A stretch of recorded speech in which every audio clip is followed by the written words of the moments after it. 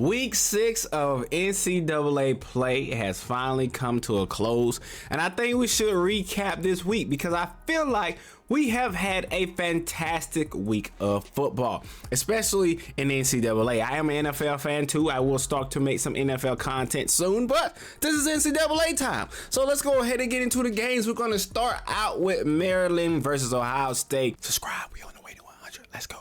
And we're going to just continue to work our way down through the top 25 of games, okay? So let's go ahead and get into it. Maryland loses to Ohio State 17-37. No one, and I mean no one, is surprised by this. Maryland has an okay team, but when it comes to actually going against the teams that will bring it, they just can't do it, all right? They can't do it. We're looking at these stats here. Tagovailoa's little brother, you know what I'm saying? He went 21-41, 196, 1 touchdown, 2 picks. The game actually started out very well for Maryland, but then it got ugly. I thought it would kind of look like that. I thought they could maybe take a lead early. And Ohio State is just too big, too physical for them, and eventually they will, take over the game. If you're looking at my guy right here, Kyle McCord, he went 19 of 29, 320, 2 touchdowns. Okay, so it was an easy day for Ohio State, with all things being considered. Especially, I was sitting on my couch watching this game. I had 4 games up at a time. I was watching the early morning games with the Oklahoma versus Texas, which we talk about next. But I was watching this game. I had Maryland on. I had 4 games on the split screen shot to YouTube TV, and I knew Maryland just had no shot. They had no shot at winning this game, and I predicted it would go down like that. Next, let's go with LSU versus Missouri. LSU versus Missouri. It looked like LSU versus Ohio State right here. Okay, it looked like the same game, just different uniforms. All right, it looked like the same game, and LSU continues to prove that the defense isn't there at all. The defense is non-existent. I mean, come on, LSU, what are you doing? I'm pretty sure before the season start, you thought that you were going to be a contender, but you continue to let people drive down the field on you. Shout out to the quarterback, though. The quarterback play for LSU is very good. I like him, bro. I like what they're doing over there in LSU in terms of offense, okay? I like what they're doing. But when it comes to the defense, it's bad. You gave up 39 against Missouri. You gave up 55 to Ole Miss. What are you doing? You gave up 31 to Arkansas. What's going on over there? I don't understand what y'all are doing over there on the defensive side of the ball. I thought that you would be better there. You gave up 45 to Florida State. Let's not forget about that. I almost forgot. You gave up 45 to Florida State. So LSU, it's going to be hard for them going forward if they don't fix the defense. It almost reminds me of like when Lincoln Riley was with Oklahoma.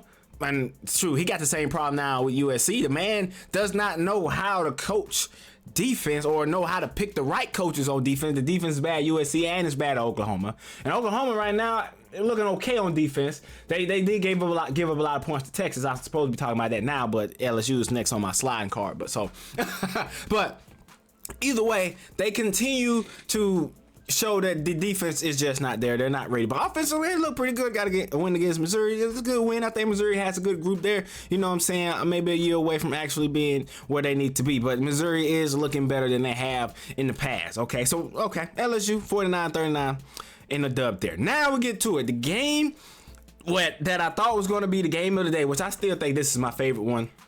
Later on, we'll talk about, a game that is in consideration of this. But Oklahoma versus Texas. This is a game. I sat back, I watched the entire game. It was amazing. This was the game that I think if you missed, you really missed out on. Okay, you really missed out on Oklahoma versus Texas. It did not disappoint. I still think Texas has a good group.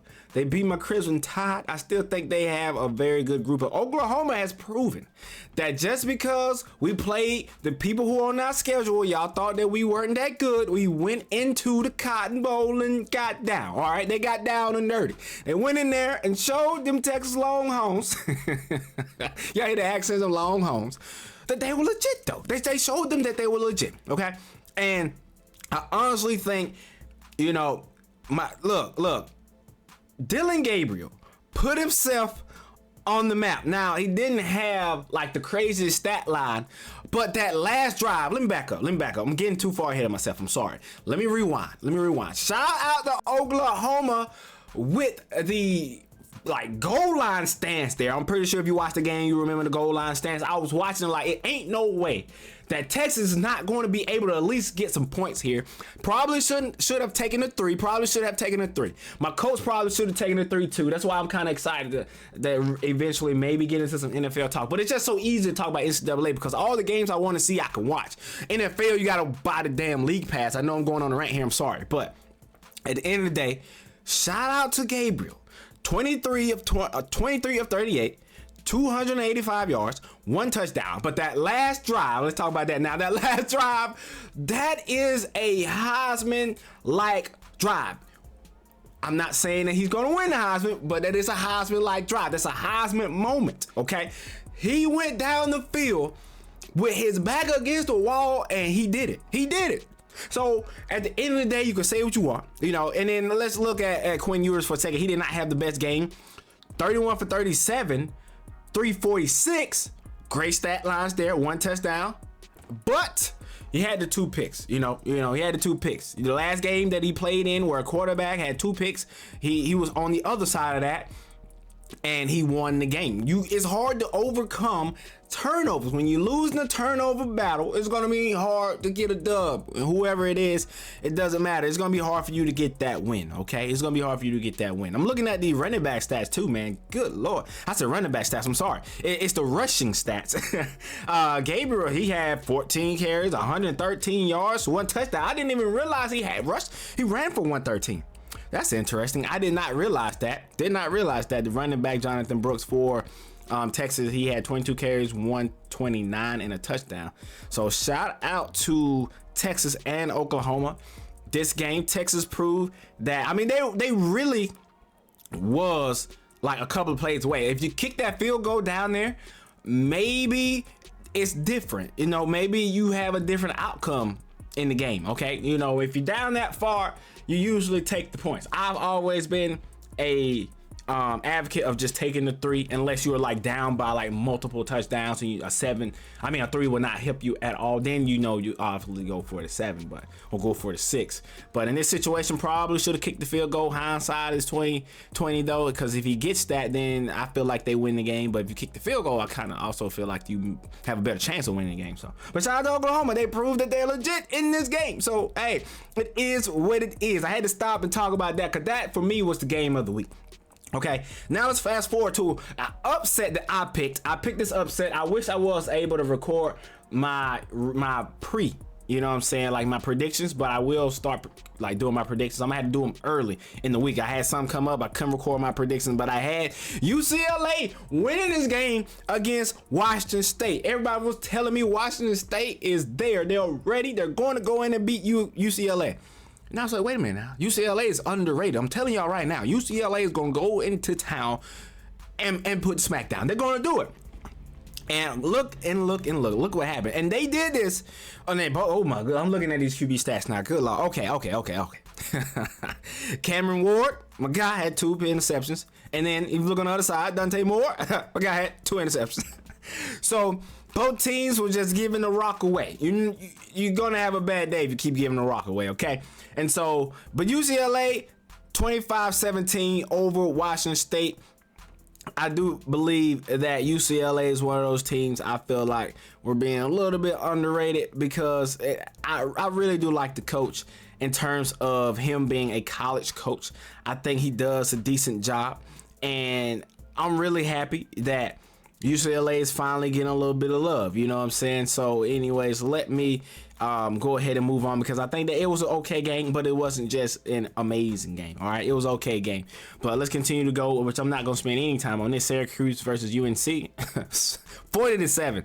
Yeah, that's a done deal. Look, we can continue because we have a good game on the next slot. But that was a UNC though. I will say this about UNC. I'm really interested to see how far this USC team can go. I want to see, is USC legit or not? If we look at the schedule, okay, who they played, is I can see why some people don't believe in this USC team. Just looking at the previous couple games, they played a Pittsburgh team 41-24. They played a Minnesota team 31-13.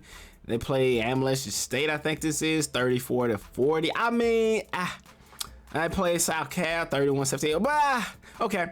We will see. We will see. We'll continue to watch. If I look forward, they have Miami, who we're going to get into a little bit later. Miami. Oh, my goodness. Miami is pissed off right now. Y'all already know why, but we're going to talk about that a little bit later. Duke, it's going to be a good challenge for them. And Miami's going to be a good challenge for them. But just imagine at the end of this that they're undefeated. We could have a North Carolina team undefeated going into the playoff picture. That's going to be interesting. Well, see what the committee does with that.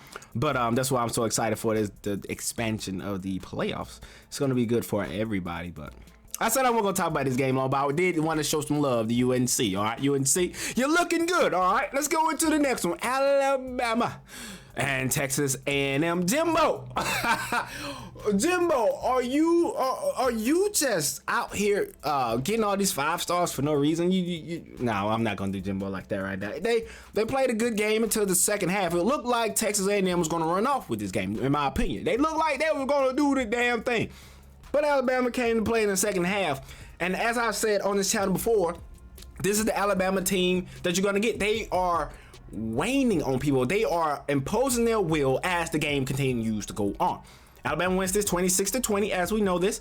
And Jalen Milroe had, I say, his best game as a quarterback. All right, as a running type quarterback, he has had better games as a, somebody who had to make plays with his legs, improvise. I feel like he's had a better game. I think maybe Mississippi State was one of the better games where he improvised, used his legs and stuff like that. But overall, as just a quarterback, a passer, Jalen Milroe, I think, had his best game. 21 for 33, not the best completion percentage, but 321 yards, 3 touchdowns. He did have a pick, but he was able to overcome that, dig deep, and continue to grind and grow.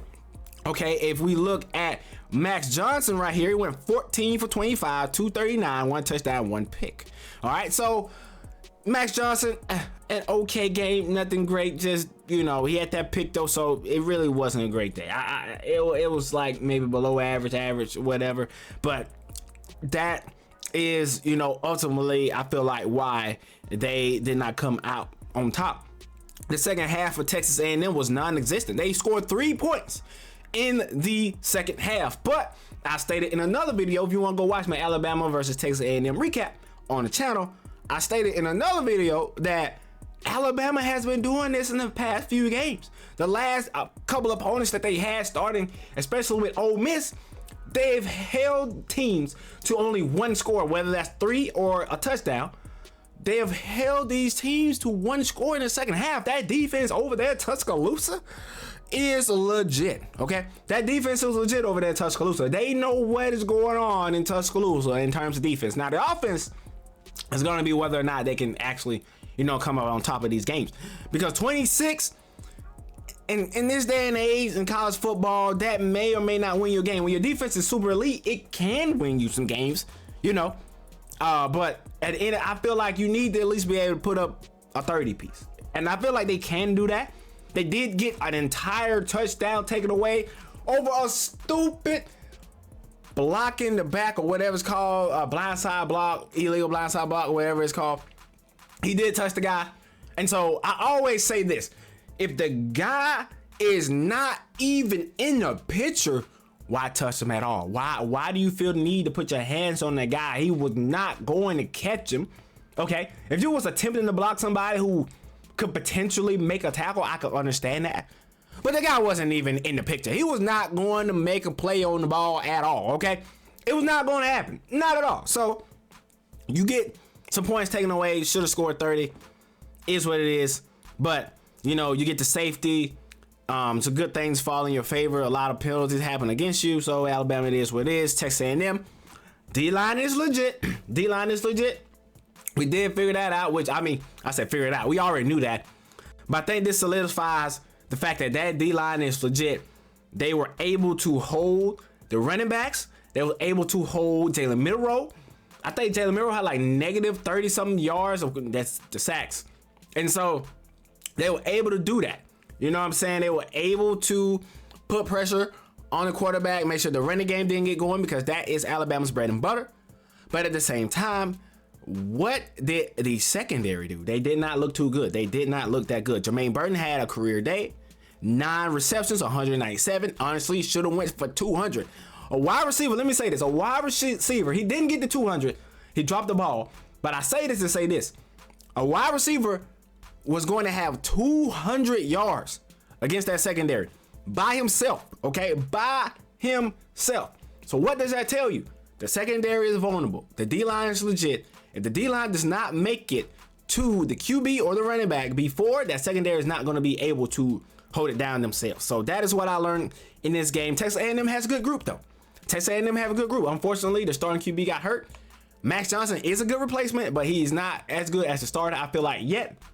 And so, with that being said, let me continue because I do have some more games to get to, but this game right here, I talked about it more in my video. Go check that video out if you want more, of my breakdown of that game. So, anyways, let's continue with the next game on the Battle of Virginia Tech versus Florida State. Not going to talk about that long. 17-39. Florida State did exactly what I thought they would do. And then we can move on to another game, Kansas versus UCF. And we don't really have to talk about that game long either. 22-51. Thought Kansas would win this game pretty easily. I missed the days where UCF was pretty damn good. I remember when they were pretty damn good. It just kept getting hit hard by the committee and by people who thought they should be champions. That's why the college football playoffs should expand. And even if you believe that a team like Alabama or Georgia or Ohio State or Michigan, these teams back then were going to absolutely destroy UCF, it still would have been good for the sport in order to either A, shut people up who thought that they were actually going to win that game, or B, let the people who said that UCF were going to be good get to laugh at a bigger school who they could have maybe pulled the upset, but I highly doubt it back then. Those teams back then were super stacked. I think the playing field overall is lowering a little bit or being expanded a little bit, especially with NIL. People are starting to go out. There's only so much money a program could give a top recruit. You know what I'm saying? It's only so much you can actually bring to the table. So many sponsors, it's only so much you can do. And so I feel like the playing field overall is going to be smaller bigger, and more teams are going to see more top recruits come in because everybody's going to want their piece of the pie. Rightfully so. They deserve to get paid. But anyway, we don't have to talk about that game long. Let's go to the game that I kind of want to spend a little bit of time talking about. Kentucky versus Georgia. Kentucky, come here real quick. Kentucky, you did this about 2 years ago, I think. You came into the game undefeated, okay? People were looking at you. They were thinking, okay, Kentucky's undefeated, Georgia's undefeated. Maybe Kentucky can do a little something. Maybe they can, make the game competitive. Maybe they can do, a little something to make us think that Georgia is going to lose. You know what I'm saying? But Kentucky, you did none of that. Kentucky, you did nothing. But I will say this about Kentucky, okay? I feel like Kentucky is a team that is always on the verge, all right? Always on the verge. But they just can't seem to get over the hump, okay? In the last few years, they've been somewhat decent. Last year wasn't a great year, but the year before that, I think, was the year that they came in undefeated and Georgia smacked them down the same way. They smacked them down again. And I'm not surprised at all by the end score. I think Georgia wanted to make a statement because there's a lot of people out there who said, okay, Georgia's not as good as they were. They're not going to be able to compete as well as they did. They're not just a dominant team like they were in the past, and they go into this game and boop, we are still number one. I'm like, good Lord, okay, you're right. You're still the team to be in the number one seed. You're still that team, okay? I think this is very important. Carson Beck, 28 for 35, 389, 4 touchdowns, 1 pick. I think Carson Beck did a fantastic job this game. All right, the quarterback play for Kentucky ultimately, I feel like, is one of the reasons why they aren't where they need to be. If you look at Devin Leary, he went 10 for 26, only completed 10 passes, my guy. In the college game, that's not going to cut it. 128, 2 touchdowns. You're not going to beat these top teams with mediocre quarterback play. You're not going to do it. The running game is not going to be enough, okay? It can be something that is a great advantage. But at the same time, these good teams, these great teams, you're not going to beat them running alone. You're still going to have to be able to beat them over the top at some point in time. The way that a great running game can help you is when you get the defense bending. And when I say that, I mean leaning forward because they're anticipating the run that opens up the PA passing game, all right, the play action passing game. That opens up those RPOs. That opens up the deep ball throws, okay? That opens up all of that. It makes it so much easier for a quarterback. And that's how a great running game can help you. But the running game was ineffective too. I mean, he had 15 carries, 59 yards. Not an impressive day. But, you know, usually Kentucky can run the ball somewhat decently, but they couldn't do anything here. Not nothing. They couldn't do anything. I mean, they jumped up on a 21 zip. It was done. They 21 zipped them right there. You ever play basketball? 21 tip off, you 21 skunk, bro. 21 skunked them right there. It was over. You caught a ball game right there. It was a done deal. So let's continue because that was a blowout, but I just wanted to say that Georgia was on a mission. They wanted to prove to people that they are still that team, okay? Let's move on. We got Notre Dame versus Louisville. All right, I want to say this. Thank you, Louisville, for doing what you did, because it seems that Notre Dame was starting to, you know, get some confidence. Any Notre Dame fans in the building, I'm sorry, but every time y'all get close to looking like a good team, especially in the past few years, they'll look good, and then they get in the playoffs and lay a dud. So I was like, okay, Louisville, you just shut them up, okay? Louisville went in there, won 22-33, and I thought Notre Dame had somewhat figured out, but come on, you're not gonna win a game if your quarterback throws 3 INTs. Sam, you went 22 for 38, 254, 2 tutties, looking good, but then you had 3 INTs. Come on now, you're not gonna win a game that way. You're not gonna win a game. You have 3 INTs. If you look at a game before, okay, if you look at stats, right, before you even get to the stats, if you look at the QB play and your QB threw 3 INTs, you more than likely lost that game. You more than likely lost that game. And the quarterback for Louisville really didn't do much. I mean, Jack Plummer, 17 for 24, 145, 1 touchdown. But the run game, 21 carries, 143, 2 touchdowns. Shout out to Jahar Jordan. He went off, okay? And so, I mean, you're not going to win the game. Notre Dame, look, your hope for making the playoff is done. And, you know, being somebody who, Team is Alabama, who has played Notre Dame in championship games and Notre Dame has laid an egg, I'm not necessarily sad by this. It is what it is. Louisville, you did a great job. Let's continue. Arkansas versus Mississippi State. I'm sorry. Ole Miss. 2027. You wanted Arkansas to win that game for a second, didn't you? you wanted Arkansas to win that game for a second. 20-27. I'm not going to harp on this game too long. Jackson Dart did not play his best game. Played an okay game, I guess. 16 for 25, 153, 1 touchdown. Not the best game that he's had. You know what I'm saying? But Mississippi State, you put too much, you know what I'm saying, in the air there. Arkansas, you keep getting close. Arkansas, but you just cannot seem to get over the hump. You almost there.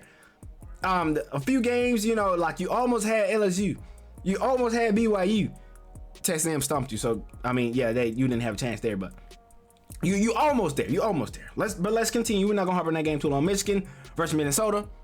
Not gonna talk about that at all. 52-10. Michigan beats down Minnesota. Georgia Tech versus Miami. Oh, buddy, this is the one. So I'm not gonna talk about this one too long because this is one of the dumbest things I've seen in a long time. And I think I've seen somewhere where the coach did this one time before in his previous tenure. But let's just say this. If you have the game won, need the ball. No need to run. Why are you running? And then on the flip side of that, running back, why are you fumbling? Hold on to the ball. I don't care if he should have need the ball. Running back, you got to hold on to the ball too. The coach deserves most of the blame. No, rightfully so. Okay, but players do play the game. If you're running the ball, hold on to the ball, man. You had the game won. And the coach, you're supposed to put your players in position in order to be successful. And you didn't do that. At all. And so that is why y'all lost the game. I'm not even gonna talk about that long. That was a dumb thing. All right. California versus Oregon State, 52-40. I didn't watch this one. Some of these games I wish I could watch, but some of these games I don't get to watch on my TV. And plus, some of these later games I was not able to tune into because I was at the 85 South show. It was amazing. It was a good time. You know, that's the thing about college football. A lot of times on some Saturdays, you may have other things to do. And every Saturday, you're not going to just be able to sit down and just watch every game. Some Saturdays I am, though, and it's amazing. But I was not even in the vicinity to watch the game. But I'm not gonna harp on this for long. I didn't really get to watch it, so I can't really give any like great like details. But at the same time, California, they put up 40, which isn't, you know what I'm saying, bad. Which is actually pretty good. And Oregon State, you gave up 40, which is bad. So 52-40, Oregon State, you got the win you were supposed to win. So let's continue. And before I get into USC versus Arizona, I want to talk about Colorado versus Arizona State just for a second. Now, Colorado is not ranked, so they are not on my time slot, but I still like to talk about Colorado because they are the most popular team in the country right now. You got to throw Colorado in there, okay? And I do want to say shout out to Shedeur Sanders. He had to make a late comeback in this game. And when you put the ball in his hands late in the game, he does great things, okay? He went 26 for 42, 239 yards, 1 touchdown. The game was up in the air the entire time. It was back and forth, back and forth, back and forth.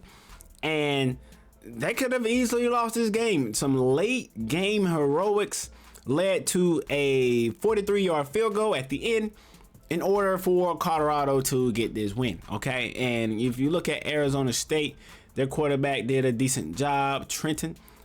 He went, let's see, he went 32 for 49, 335 yards, 1 touchdown. Had a pretty good game. The Colorado defense did okay. They held Arizona State to 24, but an elite defense is not letting Arizona State get 24 at all. They probably hold them to like, you know what I'm saying, 2 touchdowns, maybe a 14 piece. You let Arizona State get 24 on you, and I mean, that defense just has to do better. Now, I'm not going to put the entirety on them because 24 is, you know, at the same time, you know, a decent amount to give up. But at the same time, if you look at these other games, Arizona State scored 21 against Cal. They scored 28 against USC, whose defense is also bad. And Fresno State, it made them put up a goose egg. Arizona State scored nothing. And okay, Oklahoma State, they scored 15. So they continue to prove that this defense is just not that good. It's not that good. Colorado offense kind of struggled a little bit to get going. In my honest opinion, the same way they got going against other teams. So at the end of the day, the score really should have been like 48-24 or 32-24, something like that. It should not have taken a Shedeur Sanders late game heroic to put them in a position for a field goal in order to win the game. But you do have to win ugly like that sometimes. You know what I'm saying? If you can win those ugly ones and then, you know, turn around and beat down and get some like very beautiful wins, I mean, that makes a complete team. So I will say that in that regard, but at the same time, it shouldn't have taken all of that in hindsight. But shout out to Colorado. We got the win there 4-2. Looking at their schedule going forward, it's going to be interesting to see they have Stanford. They should win that game. They have UCLA, which UCLA is one of those teams I like. I like UCLA. I think they're going to lose to UCLA. They got Oregon State, may lose that one as well. Got Arizona. I think they can win that one. Have Washington State, may lose that one. Then they got Utah, may lose that one. So I don't know. I think they can sneak out one of those. I'm going to have to give my predictions later on as I see as they develop as a week-by-week thing. So we shall see. But shout out to Colorado. They got the win, and that is what actually matters at the end of the day. So let's go ahead and move on to our last game of the night. Arizona versus USC. Now, USC, your defense is still suspect. But what was that at the end of the game? I mean, I went back and had to go see what happened. That was weird. That was weird. Okay, that was weird. And you look at the entirety of this game. USC, I don't know how you continue to put yourself in a predicament. Arizona, you go up 17-0. You're supposed to close the deal.